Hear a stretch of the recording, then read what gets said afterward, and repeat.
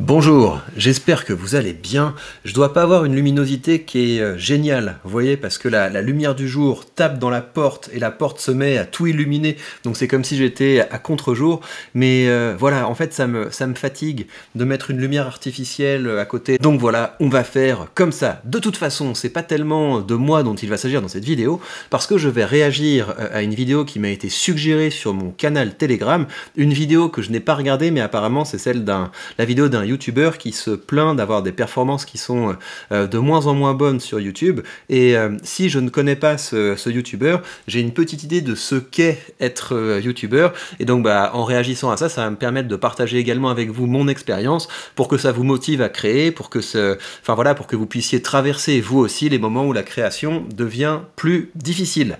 On va donc commencer sans plus tarder, donc la vidéo est ici, voilà, on va se mettre un petit freeze frame. Voilà, on va se mettre ça, ça va être quand même plus sympa parce que j'ai encore une chose à vous dire. Oui, donc la manière la plus simple, si vous voulez échanger avec moi et si vous voulez me suggérer aussi des vidéos à analyser, ça se passe sur mon canal Telegram. Vous avez le lien sous cette vidéo. Par contre, je précise que l'idée c'est pas tellement de faire du drama. Alors évidemment, j'ai un objectif de performance, hein, comme dans tout ce que je fais. Donc l'objectif c'est que ce soit des sujets qui soient un petit peu chauds.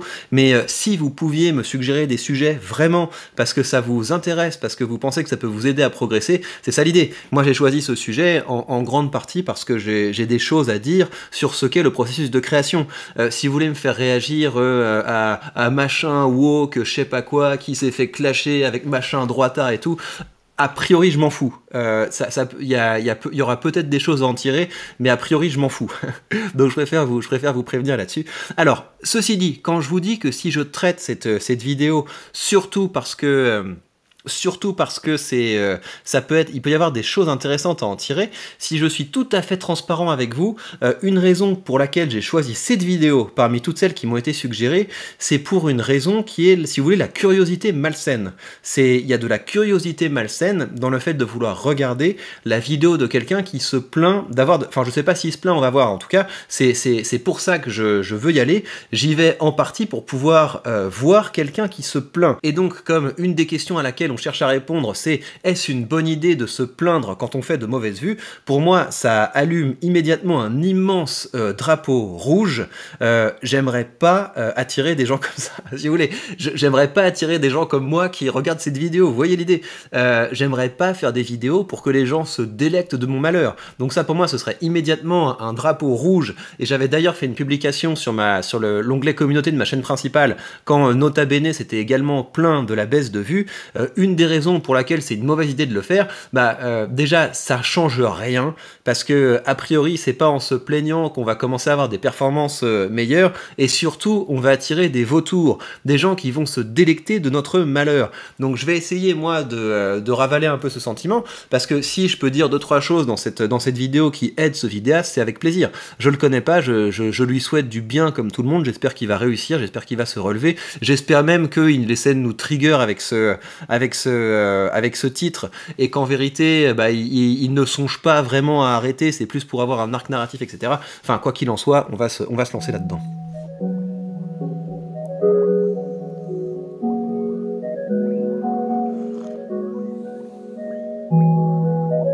Chers abonnés, la dernière fois que je vous ai écrit, je vous ai fait part de mon besoin de me renouveler et de me recentrer sur mes désirs profonds, au risque de finir par perdre ma motivation. La bonne nouvelle, c'est que cette motivation, je l'ai totalement retrouvée. J'ai des projets plein la tête et ai enfin compris comment réaliser mes rêves de gosse. Hâte de vous montrer ça. La mauvaise, c'est qu'il est possible qu'il ne voit jamais le jour. La faute à une année catastrophique. D'accord, donc là, il y a une chose qui attire mon attention déjà, c'est qu'il fait du contenu où il ne pense pas seulement à ce qu'il va dire, il pense également à la manière dont il va le mettre en scène, donc ça veut dire que ça prend beaucoup plus de temps. Si vous voulez, moi sur les vidéos que je publie, il n'y a pas de travail de mise en scène. Il y a à la limite un petit peu de travail au montage, parce que j'aime bien mettre de belles images, des fois je réfléchis un petit peu au rythme, des fois je réfléchis également à la musique qui va accompagner mes propos pour créer une ambiance, mais je fais pas de mise en scène. Donc ça veut dire qu'il travaille plus que moi pour faire ses vidéos. Donc j'ai regardé, je crois qu'on a à peu près le même nombre d'abonnés, hein. Il est au-dessus de 400 000 abonnés, quelque chose comme ça, donc il travaille plus que moi pour faire ses vidéos, et donc Donc ça veut dire que si il met beaucoup de travail et que ce travail n'est pas récompensé par le fait qu'il a des vues et donc de l'argent qui rentre, je comprends qu'il soit démoralisé. Mais donc on va regarder un petit peu ça. Après j'irai vers les solutions évidemment, mais là on fait le diagnostic. 2021. Sombre millésime à la saveur d'échecs. Par un concours de circonstances, c'est cette année que les 3 piliers de mon modèle économique ont décidé de s'effondrer. À commencer par le plus important, les vues. Nous sommes en septembre. À cette époque, pas le temps de consacrer mes pensées à l'avenir et au changement. Je patauge. J'essaye simplement de sortir une vidéo qui marche. Étrange pour quelqu'un exerçant le métier de youtubeur depuis 7 ans, me direz-vous? Et pourtant, je n'y parviens plus. Je fais des mauvais choix. Mauvais choix de timing, mauvais choix de sujet. Le même genre de mauvais choix qui ont fait que mon livre s'est mal vendu par ailleurs. Ah ouais, il va loin quand même hein, dans la. Donc je sais pas s'il compte à un moment retourner ça parce que peut-être qu'il est très bon en narration évidemment. Peut-être que là il nous plonge dans un deep. Donc c'est comme ça qu'on fait une bonne narration si vous voulez. Si on commence en disant bah regardez les choses vont très mal, tout s'est effondré etc. Mais et après donc il nous montre comment ça s'est sorti. Là-dessus, moi ce que je conseillerais, je ne sais pas si c'est ce qu'il fait, mais c'est que je pense que c'est une bonne idée de parler de ces échecs une fois qu'on les a surmontés. Parce que une fois qu'on les a surmontés, déjà on est plus solide. On est plus solide pour exposer des faiblesses publiquement en disant bah là j'ai vraiment galéré, là j'ai eu du mal, etc. On est armé et surtout bah ça en termes d'éthos, en termes d'image qu'on construit face au public, c'est beaucoup plus positif. Les gens se disent bah voilà c'est un mec qui a galéré, donc on a cet effet identification qui fait que les gens bah, nous apprécient parce qu'on est capable de montrer des faiblesses, et puis on a le côté il a galéré, il revient de loin et il a été capable de retourner ça. Alors que si on met en scène un échec et que ça se termine par bah, je suis toujours pas sorti de cet échec, vraiment on commence à être suivi par des gens qui ne viennent pas pour être inspirés par notre réussite, mais pour être réconfortés de notre malheur. Contrarié par ces échecs, je tente de me ressaisir et de revenir vers des valeurs sûres avec des vidéos dans le même registre que 2 autres ayant bien marché jadis. Sauf que l'une comme l'autre sont des échecs à leur sortie. Ça c'est super intéressant également. Effectivement, on peut avoir cette tendance quand on commence à faire des choses qui marchent moins bien, de regarder bah, qu'est-ce qui a marché pour nous par le passé, d'essayer de le refaire. Mais souvent c'est pas quelque chose qui fonctionne parce que quand notre contenu commence à moins bien fonctionner, c'est que c'est le moment de se réinventer vraiment. Et souvent bah, il y a tellement de choses qui se passent aussi bien au niveau de la culture, de ce qui est dans la tête des gens, qu'au niveau de la technologie, à savoir quel type de contenus vont être mis en avant, que c'est pas souvent la meilleure idée que de se rappuyer sur ce qu'on a fait par le passé. Souvent, bah, ça va supposer ces moments comme ça de se réinventer. Je sais pas ce qu'il fait comme contenu, mais j'ai vu que là, on est dans un contenu qui s'appelle La Quête, avec 13 épisodes qu'il y a déjà eu précédemment. J'ai l'impression qu'il a un concept, il dit qu'il fait une vidéo par semaine, donc j'imagine qu'il a un concept qu'il répète régulièrement, et c'est très difficile quand on est dans cette situation-là, parce que on se dit oui, mais si je casse complètement le concept, si je fais autre chose, peut-être que les gens ne vont plus me suivre parce qu'ils n'ont pas signé pour ça. D'un autre côté, bah, le travail que je fais, ça me demande beaucoup de temps parce que je me suis habitué. Il y a ça qui se passe aussi, hein, c'est que quand on fait un type d'émission depuis très longtemps, on a habitué le public à essayer toujours d'aller plus loin, d'aller toujours au mieux, d'essayer de se dépasser. Donc on a mis un standard très haut et donc on se met une grosse pression à chaque fois qu'on veut faire une nouvelle vidéo. Et si ça c'est pas récompensé, bah, on rentre dans une spirale qui est très difficile. Et donc ça, bah, le cas emblématique, c'est Antoine Daniel. Et donc les youtubeurs qui comme ça commencent à avoir des vraies crises existentielles, c'est parce qu'ils ont un format pour lequel ils ont été connus, un format pour lequel ils ont eu des résultats. Et ce format commence à battre de l'aile. Et vu qu'ils sont arrivés à un haut niveau de maturité, non seulement ça marche pas bien, mais ça leur demande beaucoup de travail. Et donc là, si je parle un petit peu en termes de solutions, moi, ce que j'ai fait assez rapidement justement parce que j'avais étudié le cas Antoine Daniel, moi ça m'intéresse beaucoup, les histoires de gros youtubeurs qui commencent à avoir des pannes de créativité, j'essaie vraiment d'en tirer des leçons avant de me retrouver dans cette situation. Et donc ce que j'ai fait très rapidement, c'est que j'ai créé plus de contenu passion. J'ai créé une chaîne YouTube qui a absolument rien à voir avec ce que je fais sur ma chaîne principale, ni même sur ma chaîne secondaire, à savoir une chaîne de finance, parce que voilà, la finance c'est mon truc, j'aime beaucoup ça. Et à côté de ça, bah, je crée d'autres formats. certains que je fais sur ma chaîne principale où je fais des réactions un petit peu plus à chaud, des choses un peu plus déconstruites. J'ai créé le nouveau format de l'iceberg de la rhétorique. Je crée sur cette chaîne des formats de réactions un petit peu plus à chaud. Enfin, vous voyez, j'essaie à chaque fois de me réinventer parce que quand on commence à être en panne, quand le public n'est plus au rendez-vous, c'est une mauvaise idée de s'acharner, de rester dans un format. C'est mieux à la limite, même si on tente de nouvelles choses et que ça marche pas, au moins on a renoué avec le muscle de la créativité et surtout on a retravaillé avec la passion. Parce qu'il n'y a rien de pire que de se dire je dois absolument sortir cette vidéo de mon format classique si on n'a pas envie de le faire, alors qu'on pourrait plutôt travailler à la passion, suivre ce qu'on a envie de faire là maintenant tout de suite. Et voilà, peut-être qu'il y a des gens qui vont dire je suis déçu par la nouvelle tournure que tu as prise, etc. On s'en fiche complètement de ce genre de critique. On s'en fiche. Ce qui est important, c'est que le moteur de la créativité soit actif. Les gens vont nous suivre parce qu'on fait des vidéos. Il y a certaines personnes qui vont pas suivre tous nos projets, il y a certaines personnes qui vont se lasser, qui vont partir, etc. Mais si on veut avoir l'espoir de recréer quelque chose qui marche, bah, la base c'est de créer des choses différentes, d'explorer, etc. Donc je vais continuer à voir ce qu'il nous dit. Mes certitudes s'en trouvent effritées. Auparavant, je savais à peu près quoi faire pour me garantir de bonnes audiences. Mais là, subitement, c'est devenu le flou total. Je n'avais pas encore bien compris que YouTube avait changé. Avec les années, on a vu une explosion du nombre de chaînes YouTube, provoquant une baisse de l'importance des abonnements au profit du système des suggestions. Ça c'est vrai, ça c'est effectivement quelque chose qu'il faut comprendre, et c'est, si vous voulez, c'est là le succès des... J'imagine le seum d'un youtubeur classique, d'un youtubeur qui met du soin à ses créations, comme il a l'air de mettre du soin dans ses créations, hein, c'est très beau ce qu'il fait, hein, donc je le félicite pour ça, et je sais pas s'il voit cette vidéo et qu'il pense que je peux faire quelque chose pour lui, etc., qu'il n'hésite pas, s'il veut qu'on fasse un feat, n'importe quoi, moi je l'accueille à bras ouverts, j'ai beaucoup de respect pour les autres créateurs, surtout ceux qui sont en galère. Donc si je peux faire quelque chose pour lui, qu'il me le dise, quoi que ce soit. En tout cas, le point qu'il souligne, c'est vrai. Quelqu'un qui aujourd'hui met du temps, met du soin dans un format et qui voit à côté un youtubeur comme Siodélique qu'on embrasse, qui lui fait des vidéos vraiment à l'arrache et qui cartonne, il y a de quoi avoir le seum. Et ça vient vraiment du fait que les gens cliquent pour le sujet, les gens cliquent pour le thème. Et moi, ça, je l'ai expérimenté. Je vous mettrai à la fin de cette vidéo une vidéo où j'analyse en profondeur toutes mes stratégies, où je reviens sur ma politique éditoriale, les différents niveaux de réactivité que j'essaie d'avoir, etc. Je vous mets une vidéo très complète que j'ai faite il y a quelques semaines sur cette chaîne. Si vous ne l'avez pas vue, que ça vous intéresse, ça vaut le coup. Mais en tout cas, le succès d'un youtubeur comme Siodélique, ça vient du fait vu qu'il a un type de format qui est complètement à l'arrache, la vidéo que vous êtes en train de regarder est inspirée du modèle de Psyodélique, et ça je me cache pas. À un moment j'ai commencé à consommer, c'était à Noël dernier, j'ai commencé à consommer beaucoup des vidéos de Psyodélique, et je me suis dit mais... c'est complètement addictif ce truc. Il se passe toujours quelque chose, il publie 3 vidéos par jour et on a quand même envie de cliquer.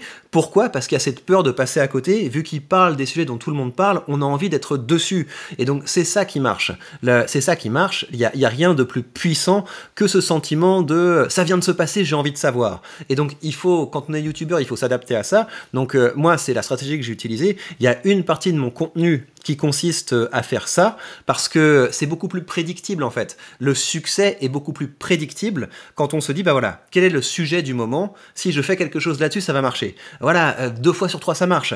Alors que quand on essaie de réfléchir un petit peu plus et de se demander, tiens, quel sujet est véritablement intéressant, etc., là, on a beaucoup plus de chances de se planter, et l'échec est d'autant plus difficile qu'on aura mis du temps, du soin, de l'intelligence pour créer. Donc moi aujourd'hui, j'ai vraiment une politique éditoriale à 2 niveaux. Il y a des vidéos où je cherche exclusivement l'efficacité, et puis il y a des vidéos où je vais chercher l'utilité.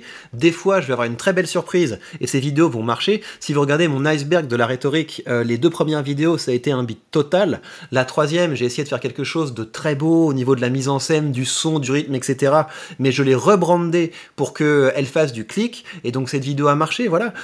Si vous regardez mes dernières vidéos, par exemple la vidéo sur Thomas Sankara, qui est une vidéo où je me suis vraiment installé, c'est une très belle surprise parce qu'elle a très bien marché. Et donc dans les vidéos auxquelles on met du soin, bah, il y en aura peut-être 1 sur 3, 1 sur 4, 1 sur 5 qui va marcher pour des raisons qui nous échappent complètement. Elle va commencer à être mise en avant, mais notre travail c'est quand même de faire des choses qui marchent, et ce qui marche c'est de sauter directement sur les sujets du moment. Donc voilà, je vois qu'il a réfléchi quand même à comment est-ce qu'il pourrait faire de meilleures vidéos, mais il y a vraiment cette dimension réagir rapidement.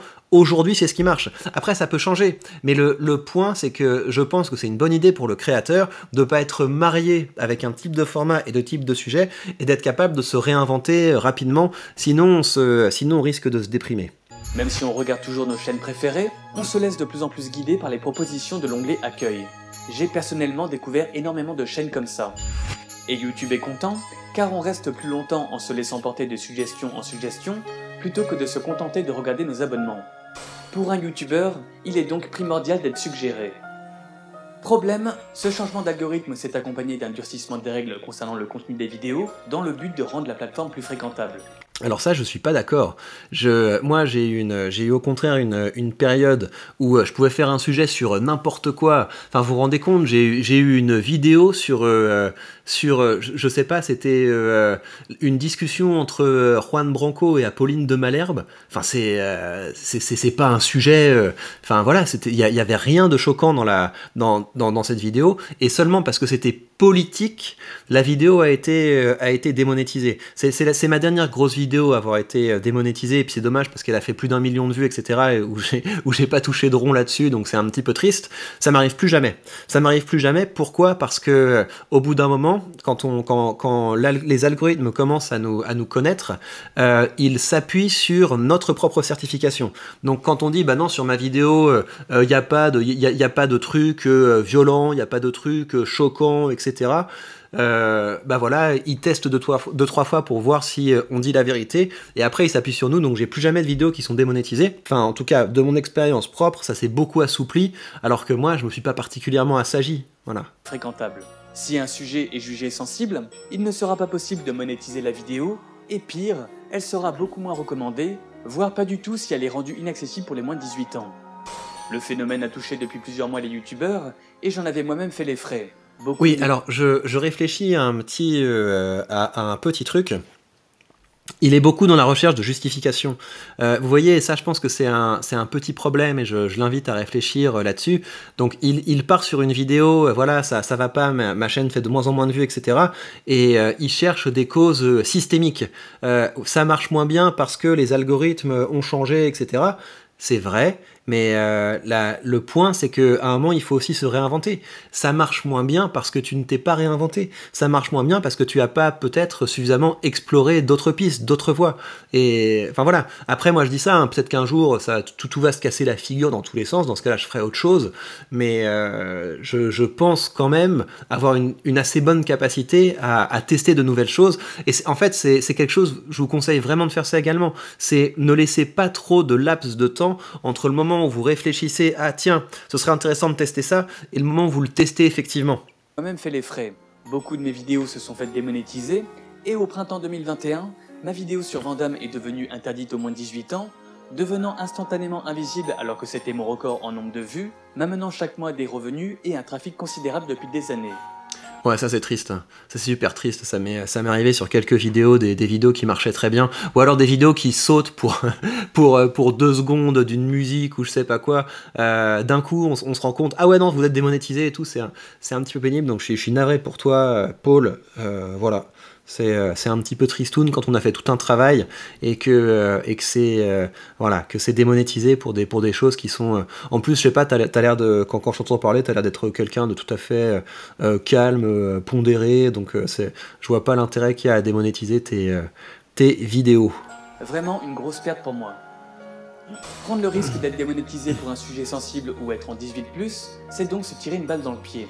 Et c'est en fait ce qui m'est arrivé sur ma vidéo sur Rihanna en l'ayant choisi comme angle les violences conjugales, puis avec Tania Head et son histoire tournant autour du 11 septembre. Coup dur. Les mois passent, les échecs s'accumulent, surtout qu'en parallèle, un autre pilier de mon modèle économique est mis à mal. Ouais, donc si je réfléchis aussi également en termes de business model, avoir comme pilier d'un business les vues et les dons. Alors on va voir un peu ce que c'est que le dernier, hein, mais ça me paraît un peu light. Ça vaut la peine d'ajouter de l'affiliation, enfin peut-être qu'il fait de l'affiliation, hein, peut-être qu'il fait quand il parle d'un film, qu'il a un lien pour acheter le DVD ou j'en sais rien, des collectors, des trucs comme ça. L'affiliation, ça peut permettre également de diversifier les sources de revenus. J'imagine qu'il fait également du placement de produits pour, enfin j'en sais rien, mais une chaîne comme ça, et les annonceurs peuvent tout à fait pousser des applis mobiles, du NordVPN ou j'en sais rien. Mais à un moment, il a l'air d'avoir une compétence dans le rythme, le montage, ce genre de choses. Ça vaut la peine également de pousser des produits du type comment faire des vidéos avec des... Enfin, je pense sur la narration, il doit être bon, sur les effets, il doit être bon. Donc vendre des infoproduits sur comment faire de meilleures vidéos. Et au bout d'un moment, il va se rendre compte que ça rapporte beaucoup plus que la monétisation, etc. Et ça peut être intéressant. Moi, je pense que quand notre objectif principal, c'est de pouvoir continuer à faire ce qu'on aime, il faut apprendre à vendre des produits en rapport avec ça. Et puis d'autant plus que c'est assez noble, apprendre aux gens à faire de bonnes vidéos qui marchent, du bon montage, etc. Moi, c'est des trucs, je pourrais payer pour ça. Hein. Je serais très heureux de me dire, voilà, là, je vais prendre un peu de temps pour déployer ma compétence de vidéaste, pour filmer mieux, filmer autrement, c'est des trucs, je serais très heureux de payer pour acquérir ça. Depuis la création de ma chaîne, Tipeee a toujours été pour moi, et toujours, un socle financier important. Dans un premier temps, il m'a permis de me verser un salaire à l'époque où la chaîne ne me rapportait rien, et aujourd'hui, il me permet de m'affranchir un tant soit peu des logiques économiques pour pouvoir prendre 3 mois pour sortir une vidéo ambitieuse. Sauf qu'en été 2021, le directeur de Tipeee s'est exprimé sur son éthique vis-à-vis de sa plateforme et s'est mis à dos toute une partie des utilisateurs. Ouais, c'est vraiment le problème d'être dépendant comme ça de plateformes tierces. Alors moi, je suis dépendant de plein de trucs, évidemment. Je suis dépendant de beaucoup de choses, mais j'essaie d'être un maximum diversifié. Si vous regardez sous cette vidéo, vous avez un lien vers mon canal Telegram, vous avez un lien vers ma newsletter. Abonnez-vous à ma newsletter. Un article de rhétorique que vous recevez tous les mois, ça peut quand même valoir la peine, mais ça me permet de ne pas être dépendant d'une seule plateforme. Donc très important. Et être dépendant d'une plateforme pour les dons, ça vaut la peine, je pense, d'envisager des mécanismes de peer-to-peer, trouver des systèmes, je sais pas moi. Là, pour le coup, les cryptos, ça peut être intéressant. Je pense que les cryptos, ça peut être intéressant pour envisager des dons qui viennent directement des abonnés à son portefeuille, sans une plateforme qui prend des frais là-dessus. Et donc là, ce qui s'est passé, effectivement, c'est qu'il y a eu une polémique autour de Tipeee, parce qu'ils ne voulaient pas démonétiser certaines personnes qui étaient sur la plateforme, donc défense à fond de la liberté d'expression, et il s'est fait éclater par le Twitter woke, disant oui, c'est un scandale, il faut absolument censurer certains contenus, heures les plus sombres, blablabla. Résultat, même si certains ont migré sur Utip, je remercie les concernés d'avoir pris le temps de le faire, les donateurs sont partis en masse et mes revenus ont presque chuté de moitié. Juin 2021, mai 2022, ouais, c'est pas des gros revenus, hein. Avec une chaîne de 400 000 abonnés, il y aurait quand même des moyens de monétiser au-delà du don, et je pense que la vente de produits, ça peut être quand même une bonne alternative. Après, il doit y avoir des personnalités où les gens se disent je ne veux vivre que de mon contenu, je suis un artiste, je veux créer de la vidéo, je ne veux pas vendre de produits, etc. Mais le problème, c'est qu'après, on est hyper dépendant du public. On est hyper dépendant du public, des plateformes, etc. Et je pense que si on veut être vraiment artiste jusqu'au bout, il faut être un petit peu entrepreneur. Il faut être un petit peu entrepreneur, et les business models qu'il a sont quand même trop dépendants des aléas d'autres plateformes. J'ai pu compenser en faisant à contre-cœur plus de placements de produits, mais même de ce côté, la situation s'est dégradée. En décembre 2021, c'est l'ultime coup de massue, les marques, déçues des performances des vidéos qu'ils ont sponsorisées, me font comprendre qu'ils veulent faire une pause. Que l'investissement dans mes vidéos n'est pas rentable. Si la prochaine ne fonctionne pas, on a... Ouais, c'est chaud, c'est chaud. Donc pas mal en termes de montage. Il y a des idées de mise en scène qui sont sympas. Donc encore une fois, Paul, s'il y a un truc que je peux faire pour toi, tu me dis. Hein. Si tu as envie de faire une interview pour partager les manières dont tu crées, les techniques, etc. Peut-être qu'il y a même des gens qui voudraient être coachés par toi, hein, sur la manière dont on fait des vidéos. Donc ça pourrait être intéressant. Le coaching, évidemment, hein, le coaching, c'est encore plus simple que de faire des produits. Hein. Tu te fais 2 séances par Skype avec quelqu'un pour partager toutes tes techniques et tous tes outils, c'est quand même quelque chose qui est très efficace. Donc il y a des plateformes qui ont arrêté de le financer parce qu'il avait l'air d'être moins rentable, et donc il y a tout effectivement en même temps qui se casse la figure. Et je reviens sur un point, quelle est la fonction de cette vidéo? J'espère qu'au moins cette vidéo a fait des vues. Attendez, je regarde quand même parce que ça c'est intéressant. Est-ce que cette vidéo a marché? 62 000 vues par rapport aux performances qu'il a habituellement. Ouais, pour une chaîne de 400 000 abonnés, 60 000 vues, c'est pas ouf. Ok, ouais. Ok, mais en tout cas c'est une bonne idée d'avoir à côté de son contenu principal du contenu pour expliquer un petit peu sa routine de créateur. C'est très bien qu'il fasse ça. J'aime bien cette vidéo, mais je suis juste un petit peu inquiet du fait qu'il soit trop dans la complainte, et c'est jamais bon de se mettre trop en position de faiblesse par rapport à son public, parce que voilà, il va y avoir des gens qui vont dire Paul, on t'aime, on te soutient, etc. Mais il n'y a rien de pire que la compassion. Il n'y a rien de pire que la compassion. Quand on est créateur, on doit quand même être un petit peu, je sais pas moi, leader de communauté. Et quand on commence à se mettre dans cette position-là, bah le public nous respecte un petit peu moins, et surtout, on attire des vautours et des parasites.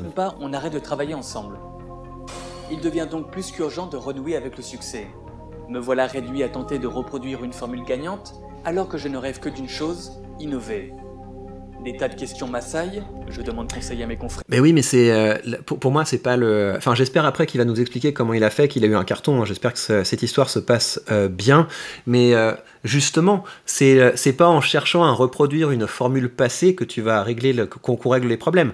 On commence à régler les problèmes en se réinventant complètement. C'est quand on commence à avoir un bottom, qu'on commence à toucher le fond, bah, qu'il faut se dire, ok, je change tout, et au moins c'est agréable parce qu'on suit quelque chose qui nous plaît, ça peut marcher. Mais surtout, voilà, on n'est plus en train de se dire il faut que je refasse ce truc tel que je l'ai fait jusqu'avant, mais c'est pas ce que j'ai envie de faire. Non, quand on est un créateur, c'est très important d'être focalisé sur ce qu'on a envie de faire là maintenant tout de suite. Je demande conseil à mes confrères. Est-ce que mon format lasse? Est-ce que les sujets que je choisis n'intéressent personne? Après réflexion, je décide de jouer une dernière carte. Non, mais c'est pas à tes confrères qu'il faut demander des questions. Ce qui marche, tu le sais. Ce qui marche, c'est les vidéos qui font des vues. Tu sais, tes confrères, ils vont te dire ouais, non, mais c'est bien ce que tu fais. Moi, je pense qu'il faut viser la qualité, etc. Rien du tout. Faut viser des choses qui marchent. Tu fais de la qualité parce que t'es un artiste. Un côté de ton contenu, tu fais des choses qui te plaisent, que tu trouves belles et nobles. Mais une grosse partie de ton contenu, tu dois faire des choses que tu as envie de faire, des choses tu sens que ça va marcher. Puis il y a un plaisir de la performance. Il y a un plaisir de faire des trucs qui marchent quand même aussi. Il faut aller vers ça, mais pour ce qui est du diagnostic, est-ce que je fais du contenu qui intéresse pas les gens, etc. Tu as les analytics. Tu as les analytics qui te disent bah, les gens cliquent pas sur tes vidéos, les gens regardent pas tes vidéos, donc oui, si tu fais moins de vues, ton format lasse, et donc il faut se réinventer. Si ce n'est pas la bonne, je n'ai plus d'idée. Cette dernière carte, c'est ma vidéo sur Andrew Garfield. Bonne pioche. Ah. Quel soulagement. Après une année où les galères... Ah bah stylé, félicitations à toi Paul, tu vois, tu m'as envoyé, enfin je sais pas si tu t'appelles Paul en plus, mais j'espère, ou Paul, je sais jamais, Paul, je me fais avoir, voilà, bref, on s'en fout. Félicitations d'avoir fait ce storytelling où tu nous emmènes comme ça bien dans le deep, tu nous emmènes bien dans ce qui va pas, et bim, tu arrives à trouver la solution qui fait que ça remarche. Bravo à toi, je suis content pour toi parce que tu m'avais bien emmené dans le storytelling. C'est chouette que tu te sois réinventé. Alors je sais pas où tu en es maintenant de ta quête, mais tu vas pas pouvoir faire des coups éternellement pour te sauver, donc ça vaut la peine de te diversifier en termes de... Enfin, je te parle comme si je te donnais des conseils, mais je m'adresse aussi aux gens qui regardent cette vidéo, évidemment. Ça vaut la peine de se diversifier en termes de sources de revenus, tester des choses comme de la vente directe, des produits qu'on a nous-mêmes créés, sans devoir faire du merchandising, etc. En fait, monétiser sa compétence, parce que tu as une belle compétence. Regarde, ta vidéo, elle est super. C'est très bien en termes de montage, en termes de comment est-ce que tu fais pour créer un dip après remonter, donc c'est très chouette. Et puis également, tester des formats tout à fait différents. Et je dirais aussi, tester des formats à l'arrache. Parce que vu que tu as fait ce constat que bah, ce qui est poussé, c'est pas en fonction du nombre d'abonnés, c'est en fonction de ce que les gens ont envie de regarder là, maintenant, tout de suite, ça veut dire que tu dois être capable de produire aussi un petit peu du contenu à la chaîne, du contenu qui est très facile à faire. Et voilà. Après, honnêtement, la vidéo que je suis en train de vous faire maintenant, il y a un an, j'aurais été incapable de de la faire. J'aurais été incapable de la faire parce que être capable comme ça de parler de façon impromptue, c'est quelque chose, je l'avais jamais bossé, j'avais toujours travaillé avec des formats scriptés, et donc ça m'a demandé pas mal de temps pour arriver à ce niveau-là, mais... Enfin, à ce niveau-là. Vous jugerez, mais je veux dire, j'aurais été incapable de faire des vidéos de réaction comme ça rapides si je m'étais pas un peu entraîné. Et ce qui m'a beaucoup entraîné, c'est de le faire, et c'est aussi les lives. Les lives, ça aide énormément à apprendre à parler de façon impromptue. Les interviews aussi. Si tu veux venir te faire interviewer chez moi, t'es le bienvenu encore une fois. Les galères se sont multipliées, enfin un peu de positif. De quoi passer un Noël serein. Ma vidéo sur Andrew Garfield marche bien, et cela me conforte dans le fait d'avoir mieux saisi les nouvelles règles du jeu et les attentes de l'audience. Quand soudain, il va nous remettre un dip. S'il est bon en storytelling, il va nous remettre un dip. Il va nous remettre un... Bah oui, parce que là, il parle de 2021 et apparemment 2022, c'est pire. Donc il va... Très bonne vidéo, bravo Paul. Sur un sujet en rapport avec une actualité forte, en l'occurrence ici la sortie de Spider-Man, le tout sans afficher un angle sensible, du moins pas en apparence, ça marche. Et cela s'est confirmé en poursuivant cette stratégie en 2022. Certes, jusqu'ici, je n'ai pas réussi à inverser la courbe descendante des tipeurs, mais au moins les sponsors me font à nouveau confiance et me permettent de relancer la machine. Malgré ce dénouement heureux, qui j'espère va durer, je tire tout de même quelques conclusions négatives de ces mésaventures. Désormais, aborder certains sujets sur YouTube, c'est très compliqué. Par exemple, je comptais vous parler de Pogo le Clown, le célèbre serial killer, mais pour le moment, je ne vois pas comment je pourrais m'y prendre pour contourner les bots de YouTube. La seule façon de... Mais c'est marrant qu'il soit démonétisé sur des trucs comme ça, je comprends pas. Regardez Psyodélique. Psyodélique, il fait des vidéos sur les sujets qui sont les plus sensibles, des trucs de genre, j'ai même pas envie de dire les termes. Enfin, et lui, il est monétisé. Donc quelqu'un qui, avec du soin, fait des vidéos sur des trucs du cinéma, je sais pas quoi, c'est étonnant. C'est étonnant que ce soit qu'il y ait cette forme de puritanisme. C'est ok. Donc peut-être qu'on n'a pas les mêmes enjeux. Donc je ne sais pas ce que tu as vécu. Donc La façon de parler de ce genre de choses, c'est, selon la plateforme, de le faire en restant informatif, sans esthétiser. Le problème, c'est que tout l'ADN de ma chaîne repose sur la narration et la mise en scène. Je ne sais pas comment évolueront les choses de ce côté, peut-être que des paramètres m'échappent. En attendant, je fais en sorte de passer sous les radars. A l'inverse, le nouveau YouTube offre un avantage. La régularité, bien que toujours récompensée, n'est plus un problème. Des vidéos peuvent fonctionner, même s'il n'y en a qu'une tous les 6 mois. Cela me permet donc de ralentir le rythme de publication qui m'attend oppressé ces dernières années, pour prendre le temps de sortir des choses plus consistantes. Je ne peux pas non plus à chaque fois sortir une grosse vidéo, mais je peux en tout cas me pencher à nouveau sur les projets que je vous ai évoqués en introduction. Ouais, mais je pense qu'il y a un risque. Il y a de plus en plus un risque d'avoir une stratégie de contenu qui repose sur des grosses productions léchées. Il y a beaucoup plus de risques que ça bide. Et encore une fois, je pense qu'il faut mixer ça avec du contenu qui est plus facile à faire et plus réactif. En fait, pour les plus attentifs, cela fait plusieurs années que je vous tease à ce sujet. Et ça y est, après des années de travail dans l'ombre, vous allez bientôt pouvoir voir les prémices de ce que je vous prépare. Cela va être enfin l'occasion de répondre à des grands questionnements que j'ai pu vous exprimer dans des précédents épisodes de ce vlog, quant à ma capacité à vous proposer plus que ce que je vous propose aujourd'hui. Rendez-vous en fin d'année, si tout se passe bien. Donc très bon teasing, mais il y a un risque, il y a un vrai risque de se lancer dans des gros projets auxquels tu as mis du soin, dans des gros projets qui t'ont demandé du temps, du travail, etc. Parce que la qualité n'est pas un gage d'efficacité. Et ça, c'est vieux comme le monde, hein. La qualité n'a jamais été un gage d'efficacité. Ça veut pas dire qu'il faut abandonner la qualité parce que le jour où on est capable de mettre dans les tuyaux quelque chose qui est de qualité, qui marche, on est 2 fois plus heureux, mais il faut également se former à l'efficacité. Et donc, je sais pas quelle forme ça peut prendre, hein. Ça peut prendre une chaîne, ça peut prendre la forme d'une chaîne un peu plus orientée sur les news du cinéma, sur les dramas du cinéma, ou j'en sais rien, parce que c'est un petit peu drama, les choses qui ont marché, c'est tel acteur est dégoûté de machin, etc. Donc, y a plein de news sur lesquelles tu peux réagir à chaud dans dans cette thématique. Donc, moi, je ferais ça si j'étais à ta place, mais je ne suis pas à ta place et tu feras évidemment ce que tu veux. Le titre de cet épisode de la quête est « La fin », car ce n'est pas passé loin. Je suis heureux de vous annoncer qu'au contraire, ce n'est que le début. Excellent. Je ne fais que m'échauffer. À très bientôt. Votre dévoué, Paul. C'est très bien. Écoutez, moi j'ai envie de voir plus de ce que fait ce créateur parce que j'ai trouvé son arc narratif dans cette vidéo très bien.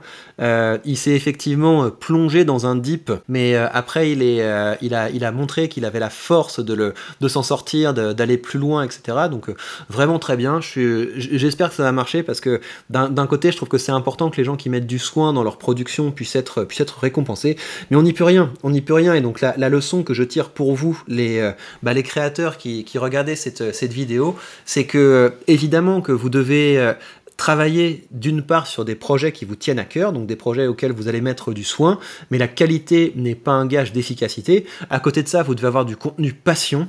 Donc du contenu, vous le faites non pas parce que vous pensez que c'est bien, que ça va marcher, etc., mais parce que vous avez envie de le faire, parce que vous vous dites ça va être kiffant, je vais m'amuser à faire ça, ça ne me demande pas d'effort de créer du contenu là-dessus. Et je pense qu'il y a une troisième ligne que vous devez explorer, c'est le contenu qui vise l'efficacité. Et moi, je prends beaucoup de plaisir à faire des choses qui sont efficaces. Après, ça va dépendre des personnalités, mais quel que soit votre domaine, vous avez une actualité qui est chaude, vous avez une possibilité de réagir à ceux dont tout le monde parle, et vu que le YouTube Game est beaucoup basé là-dessus aujourd'hui, il faut y aller, il faut explorer ça, ça doit faire partie de votre escarcelle de créateurs de contenu. Voilà, j'espère avoir été correct à l'égard de ce YouTuber. Vraiment, moi, cette vidéo est très bien, allez voir sa chaîne, soutenez-le, il a l'air de mériter d'être suivi et que ses vidéos fonctionnent. Et je vous rappelle que si vous voulez continuer à me suggérer des vidéos auxquelles je pourrais réagir depuis mon point de vue de créateur de contenu, vous avez sous cette vidéo le lien vers mon canal Telegram pour pouvoir discuter avec moi, me proposer des choses. Sous cette vidéo, vous avez également le lien vers ma newsletter, donc j'envoie un article de rhétorique tous les mois. Cette fois, exceptionnellement, ce ne sera pas le premier, ce sera le 3 décembre, parce qu'avant ça, je serai trop occupé. Et je vous laisse aussi avec une vidéo où j'analyse ma stratégie de contenu, où je tire le bilan aussi de cette année. Donc si ce genre de choses vous intéresse, ce sera une bonne continuation. Prenez bien soin de vous et à très vite dans de prochains contenus.